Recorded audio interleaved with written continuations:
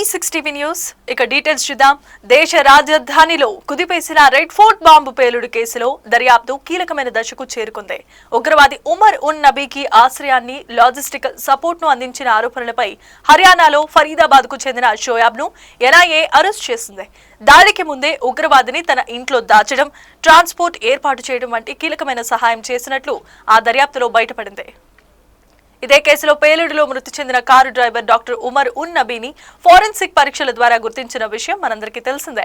Medicine assistant professor గా పనిచేస్తూ ఇదే ఏడాది మార్చి నుండి ఢిల్లీలో ఉంటున్న ఉమర్ ఈ ఉగ్ర చర్యలో ఎలా చేరాడు, ఎవరు సహకరించారు అనే అంశాలపై ఎన్ఐఏ దర్యాప్తును మరింత వేగవంతం చేసింది.